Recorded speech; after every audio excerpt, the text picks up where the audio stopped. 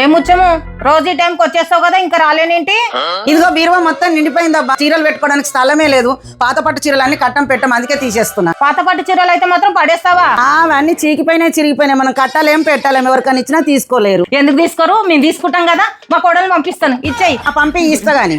ఎల్లవే ఈ లక్ష్మీ కంచి సిల్క్స్ లో పాత పట్టు చీరలు తీసుకొని డబ్బులు ఇస్తారు చూడు, దాని గురించి చెప్తున్నారా? అవునండి, నిజంగానే మన పెద్దవాళ్ళ దగ్గర ఎప్పుడెప్పుడో పాత పట్టు చీరలు చిరిగిపోయి చీకిపోయి ఉంటుంటాయి కదండి. అవి ఊరికే పడేసే బదులు వాటిని అమ్మి డబ్బులు చేసుకోవచ్చు. అవేమో ఎవరికి ఇవ్వడానికి రాదు, పడే బుద్ధి కాదు కదండి. కానీ అవి ఎలాంటి కండిషన్ లో ఉన్నా సరే ఆ పాత పట్టు చీరలు తీసుకొని డబ్బులు ఇస్తున్నారండి. అందు గురించి మా దగ్గర ఉన్న కంచి పట్టు, వెంకటగిరి, గద్వాల్ పట్టు చీరలు అన్ని అమ్మేస్తున్నామండి.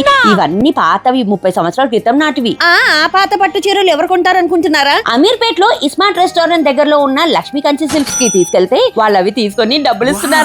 వాళ్ళు పాతవి కంచి పట్టు, వెంకటగిరి, గద్వాల్ సారీస్ అన్ని కొంటారు. పట్టు చీరల్లో silver zari and non silver zari and 2 types ఉంటాయి కదండి. వాళ్ళు మన దగ్గర ఉన్న పాత పట్టు చీరలు జరీ చెక్ చేసి వెండి జరీ చీరలు అయితే 1000 రూపాయల నుంచి 50,000 వరకు తీసుకుంటున్నారండి. అవి ఎలాంటి చిరిగిపోయి డ్యామేజ్ చీరలైనా పర్లేదన్నమాట. సూపర్ కదండి. ఇంకో విషయం అండి, అంత దూరం వెళ్లాలా ఈ పాత పట్టు చీరల కోసం అని అనుకుంటున్నారా? ఏమక్కర్లేదండి బాబు. స్క్రీన్ పైన కనపడుతున్న నంబర్ కి మన పాత పట్టు చీరల ఫోటోస్ గనక పంపించామనుకోండి, ఆంధ్ర తెలంగాణలో మీరు ఎక్కడున్నా సరే వాళ్ళే వచ్చి తీసుకెళ్తారు. సో ఇంకెందుకు ఆలస్యం అండి, మీ దగ్గర ఉన్న పాత పట్టు చీరలు అమ్మేసి బోలెడు డబ్బులు సంపాదించుకోండి.